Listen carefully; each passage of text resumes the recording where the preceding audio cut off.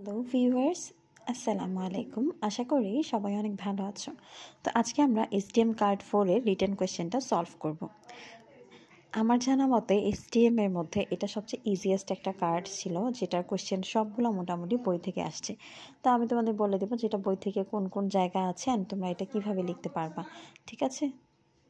তো চলো আমরা শুরু করি। তার আগে তোমাদের বলে দিই, তোমরা কিন্তু জানো যে এসডিএমে আমাদের এখানে কোনো ধরনের গ্রুপ থাকে না, 10টা কোয়েশ্চেন থাকে আর 10টাই অ্যান্সার করতে হয়, অর্থাৎ কোনো অপশন থাকে না, ঠিক আছে? প্রত্যেকটা কোয়েশ্চেনটা দুই ভাগে ভাগে ভাগ থাকে, মানে এ আর বি দুইটা ভাগে ভাগ করা থাকে।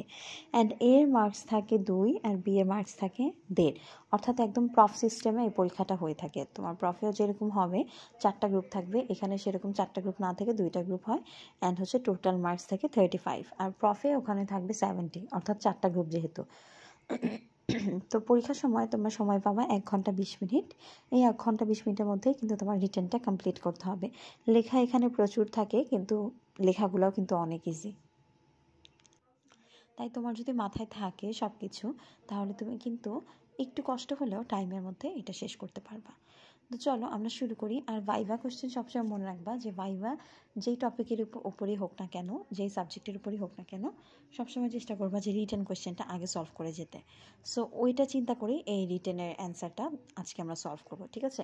তো আসো প্রথমে 1 নম্বর কোয়েশ্চেনটা, যে এখানে কি বলেছে যে define solder and soldering, write down the principles of soldering. আচ্ছা, অর্থাৎ সোল্ডার কাকে বলে এবং সোল্ডারিং কাকে বলে এদের ডিফিনেশনটা চেয়েছে, আর বলেছে যে সোল্ডারিংয়ের প্রিন্সিপালসটা লিখতে। এবার আসো দেখো, একদম এই যে আমাদের সোল্ডার চ্যাপ্টারের একদম শুরুতেই কিন্তু আমাদের সোল্ডারের ডেফিনেশনটা দেওয়া আছে।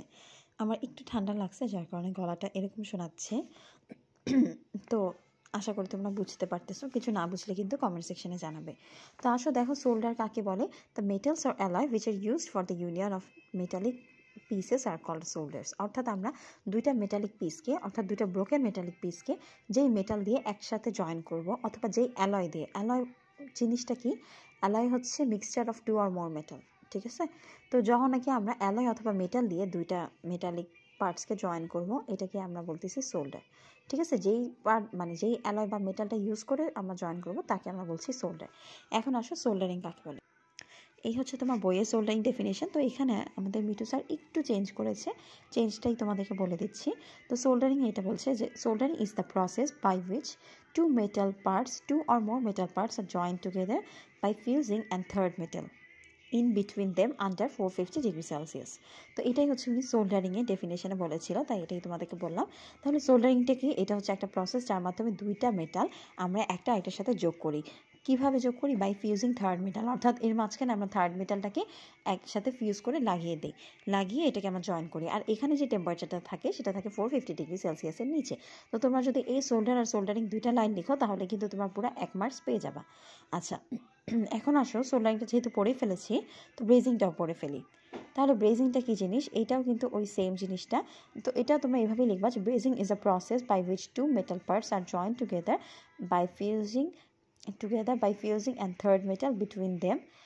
এইখানে তোমরা আন্ডার 450 ডিগ্রি সেলসিয়াসের জায়গায় লিখবে অ্যাবভ 450 ডিগ্রি সেলসিয়াস, ঠিক আছে? অর্থাৎ আগের পার্টটুকু পুরাটুকু সেমই থাকবে, খালি ব্রেজিংয়ের এখানে আসবে অ্যাবভ 450 ডিগ্রি সেলসিয়াস। অর্থাৎ ব্রেজিং আমরা 450 ডিগ্রি সেলসিয়াস তাপমাত্রার উপরে করে থাকি, অ্যান্ড সোল্ডারিং 450 ডিগ্রি সেলসিয়াস তাপমাত্রার নিচে করে থাকি। এটাই হচ্ছে আমাদের ব্রেজিং আর সোল্ডারিং, ঠিক আছে? আচ্ছা, এবার আসো ওয়েল্ডিং কাকে বলে। তো বলছে welding is the process by which in which the parts are joined together by application of heat and pressure, অথবা হিট অর প্রেশার, অথবা বোথ, এভাবে লিখতে পারো, ঠিক আছে? তো এখানে লিখবা যে welding is the process by which metal parts are join together by the application of heat or pressure or both, এভাবে লিখতে পারো। অর্থাৎ আমরা শুধু হিট দিয়ে করতে পারি, শুধু প্রেশার দিয়ে করতে পারি, অথবা হিট প্রেশার দুটো দিয়ে করতে পারি, ঠিক আছে? এখন আসো ওয়েল্ডিং কয় টাইপসের হয়? ওয়েল্ডিং 4 টাইপসের হয়। একটাকে যদি আমি বলি প্রথমে হিট দিয়ে করব, শুধু হিট দিয়ে করব, সেটাকে আমরা বলছি হট ওয়েল্ডিং। এরপর আসো উইদাউট হিট। এখন যদি বলো উইদাউট হিট, তাহলে আমরা এখানে কী থাকবে বলো তো? যেহেতু হিট দিচ্ছি না, তাহলে এটা স্বাভাবিক না যে এখানে আমরা প্রেশার দিব। তো এই যে প্রেশার দিচ্ছি, এটাকে আমরা বলতেছি হ্যামারিং। হ্যামারিং মানে এই যে এইভাবে হাতুড়ির মতো করে একদম বালি দিয়ে দিয়ে এটাকে আমরা প্রেশার দিয়ে দিয়ে করতেছি। এই ওয়েল্ডিংটাকে আমরা বলছি কোল্ড ওয়েল্ডিং। যেহেতু আমরা এখানে কোনো ধরনের হিট ইউজ করছি না, তাই এর নাম হচ্ছে কোল্ড ওয়েল্ডিং। এরপরে আসো বলেছে বাই হিট অ্যান্ড প্রেশার হলে, অর্থাৎ দুইটাই যদি আমরা করি, তখন তাকে বলে স্পট ওয়েল্ডিং অথবা স্পট রেজিস্ট্যান্স ওয়েল্ডিং, ঠিক আছে। আচ্ছা, এরপরে আসো 4 নাম্বারটা হচ্ছে লেজার ওয়েল্ডিং, যেটা সম্পর্কে বইয়ে কিন্তু কিছু বলা নেই। এখন আসো প্রিন্সিপালস অফ সোল্ডারিং। এটাও কিন্তু মিঠু স্যার ক্লাসে লিখিয়ে দিয়েছে, তো ওনার লেখা মতোই বলছি। প্রিন্সিপালস অফ সোল্ডারিং কিন্তু অনেক কিছুই কিন্তু লেখা যায়, তো তার মধ্যে এই জিনিসগুলো তোমরা লিখবা। এই 8টা পয়েন্ট লিখলেই দেখা যাবে পুরো 1 মার্কস পেয়ে যাবে। প্রথমে কি substance metal should be clean, মানে আমরা যে মেটালটাকে জয়েন করব তাকে অবশ্যই ক্লিন হতে হবে। কি বলছে, substance metal should be oxidise free, অর্থাৎ এখানে কোনো অক্সাইড লেয়ার থাকা যাবে না, এটা কি পুরো অক্সাইড ফ্রি থাকতে হবে। এবার কি বলছে, apposition of both metallic parts to be joint, অর্থাৎ দুইটা মেটালিক পার্টসকে আমরা একসাথে পজিশন করব জয়েন করার জন্য। পজিশন করা বলতে কি, অর্থাৎ এদিকে একটা মেটালিক পার্ট, এদিকে একটা মেটালিক পার্ট, দুইটা কোন পজিশনে গেলে একদম ইকুয়ালভাবে সমানভাবে থাকবে, এটাকে বলা হচ্ছে অ্যাপোজিশন, অর্থাৎ পজিশন করা। ঠিক আছে। এরপরে আসো কি বলেছে, selection of solder, selection of flux, application of proper amount of flux, অর্থাৎ আমাদের ফ্লাক্স যেটা দিব সেটা কি আমাদের কতটুকু দিচ্ছি সেটার উপরও কিন্তু ডিপেন্ড করছে। Application of proper amount of solder, যেই সোল্ডারটা অর্থাৎ যেটা দিয়ে আমরা জোড়া লাগাবো সেটা কতটুকু আছে এটার উপরও কিন্তু আমাদের সোল্ডারিং ডিপেন্ড করবে।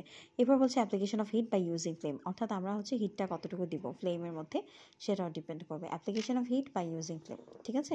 আচ্ছা, এখন দেখো কারো কাছে যদি এই জিনিসটা না থাকে তাহলে সে কিন্তু একটা স্ক্রিনশট নিয়ে ফেলতে পারো, অ্যান্ড এভাবে আমার মতো করে একটা স্টিকি নোটসে লাগিয়ে ফেলতে পারো।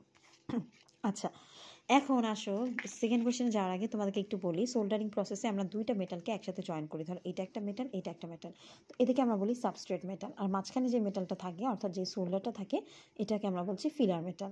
ঠিক আছে। এরপর 2 নাম্বার কোয়েশ্চেন, যেটা যে আমাদের ডেন্টাল ইমপ্ল্যান্টের একটা ছবি, এটা কিন্তু মোটামুটি সবাই পারো, যে ডেন্টাল ইমপ্ল্যান্টের 3টা পার্টস থাকে। হ্যাঁ, একটা হচ্ছে ক্রাউন, একটা অ্যাবাটমেন্ট, একটা হচ্ছে ফিক্সার। তো এই 3টাকে সুন্দর করে এঁকে আমরা হচ্ছে জাস্ট এখানে লেবেলিং করে দিব, তাহলেই হয়ে যাবে। এরপর আসে ডিফাইন গ্যালভানিক কোরেশন। আচ্ছা, তাহলে গ্যালভানিক কোরেশন কাকে বলেন সেটার ছবি চেয়েছে। আচ্ছা, এখন একটা জিনিস মনে রাখবা, যে গ্যালভানিজম বলুক অথবা ইলেকট্রোলাইটিক সেল, সবগুলোর অ্যান্সার কিন্তু একই হবে। ঠিক আছে। অর্থাৎ ইলেকট্রোলাইটিক সেল যা, গ্যালভানিজমও তা, গ্যালভানিক সেলও কিন্তু সেম। এখন তোমাকে বলেছে যে একটা গ্যালভানিক কোরেশনটা কী জিনিস। ঠিক আছে। তো গ্যালভানিক কোরেশন কী জিনিস আর হচ্ছে এটার ফিগারটা আঁকতে বলছে। এখন গ্যালভানিক কোরেশনটা ডিফাইন করার আগে তোমাদের জানতে হবে যে গ্যালভানিক কোরেশনটা কেন হয়। ঠিক আছে। তো এই গ্যালভানিক কোরেশনটা কিন্তু গ্যালভানিজমের জন্য বা ইলেকট্রোলাইসিসের জন্য হয়ে থাকে।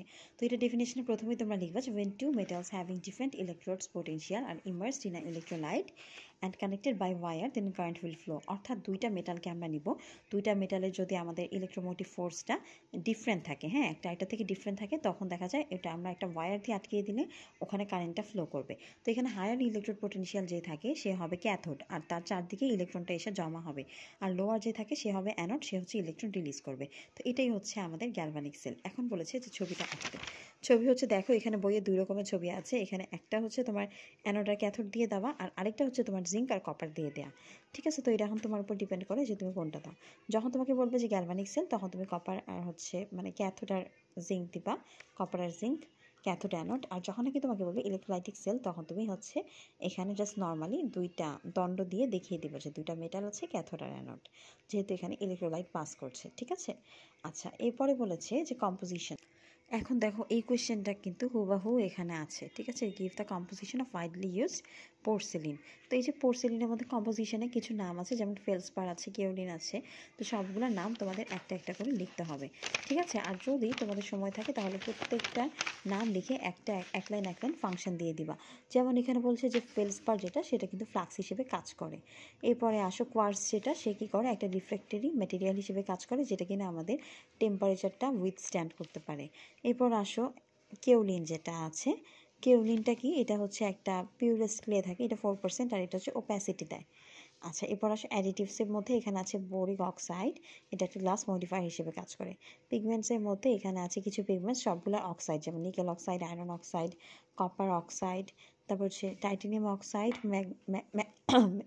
ম্যাঙ্গানিজ অক্সাইড, কোবাল্ট অক্সাইড, এগুলো সব কিছু আমাদের কী দেয়, ওপাসিটি দেয়। ঠিক আছে। তো ওপাসিটি আমরা কোন কোন 3টা ম্যাটেরিয়ালের মধ্যে পাচ্ছি সেটাও বলেছে, যে জিরকোনিয়াম অক্সাইড, টাইটানিয়াম অক্সাইড আর টিন অক্সাইড। আর লাস্টে দিয়ে আমরা ফিটিং করি, অ্যান্ড পরে হচ্ছে এভাবে করে আমরা হচ্ছে এই পোর্সেলিনে কম্পোজিশনটা পড়ে ফেলবো। ঠিক আছে। এরপরে আসো 3 নাম্বার কোয়েশ্চেনটা।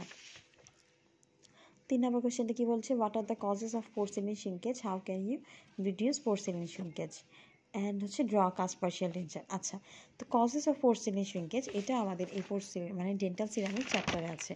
তো ডেন্টাল সিরামিক চ্যাপ্টারের কত নাম্বার কোয়েশ্চেন এটা? এটা হচ্ছে এই যে 29 নাম্বার কোয়েশ্চেন, ঠিক আছে, পুরানো বইয়ের 29। আচ্ছা, এখন আসো যে আমাদের পোর্সিলিন শ্রিঙ্কেজে কী কী কজ আছে। আচ্ছা, তো এখানে কি বলছে দেখো, যে shrinkage of porcelain during firing is due to the following causes. Porcelain শ্রিঙ্কেজটা হয় হচ্ছে আমাদের ফায়ারিংয়ের সময়, আর এই কজগুলোর জন্য হয়। তো এখানে প্রথমে বলে রাখবো যে এখানে 3 ধরনের লস আছে। একটা হচ্ছে loss of water from the material, অর্থাৎ মেটেরিয়াল থেকে ওয়াটার লস হবে। 2 নাম্বার হচ্ছে লস অফ বাইন্ডারগুলো লস হবে। 3 নাম্বার হচ্ছে loss of water from condense material, অর্থাৎ প্রথম হচ্ছে ম্যাটেরিয়াল থেকে লস হবে, তারপর হচ্ছে লস অফ বাইন্ডার থেকে হবে। আর লাস্টটা হচ্ছে flow of fluxes into resultant space, অর্থাৎ রেজাল্টেন্ট যে স্পেস ছিল ওখানে যদি ফ্লাক্সটা বেশি ফ্লো করে যায় তখন। এরপর হচ্ছে shrinkage of porcelain on firing depends on the following factors. তাহলে বলেছে যে আমাদের পোর্সিলিনটাকে শ্রিঙ্কেজ করবে কিনা সেটা এই নিম্নোক্ত ফ্যাক্টরগুলোর উপর ডিপেন্ড করে, যেমন loss of water from condense material, degree of fusion, fineness of granules and amount of porcelain powder mixed. ঠিক আছে, তো এই হচ্ছে আমাদের এই পোর্সিলিন শ্রিঙ্কেজের কজগুলো। এখন তোমাকে যদি বলে যে তুমি কীভাবে প্রিভেন্ট করবা, তাহলে তুমি এই জিনিসটাকে জাস্ট উল্টাই দিবা, উল্টাই দিলেই কিন্তু হয়ে যাবে। ঠিক আছে, এটাকে জাস্ট উল্টায় যখন দিবা তখনই তুমি পেয়ে যাবে যে এটা প্রিভেনশনটা। আচ্ছা, এখন এই কোশ্চেনটাও কিন্তু পরীক্ষায় আসছিল। এটা কত নাম্বার কোশ্চেন আমি বলছি, তার আগে একটু দেখে নেন কী বলেছে, যে discuss any two mechanism of metal ceramic bonding, draw a metal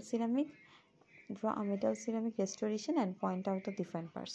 তাহলে তোমাকে বলেছে যে এই যে মেটাল, যে আমাদের মানে মেটালটা যে বন্ড করে সিরামিকের সাথে, এই জিনিসটা ছবির মাধ্যমে তোমাকে দেখাতে বলছে। ঠিক আছে, তো তখন তোমার সুন্দর করে এই ছবিটা দিবা। এই ছবিটা যদি তুমি খেয়াল করো তাহলে দেখো এটা কিন্তু একটা উল্টা করে আছে দাঁত, মানে এটা হচ্ছে একটা ম্যাক্সিলারি দাঁত। ঠিক আছে, ম্যাক্সিলারি অ্যান্টেরিয়র টুথ।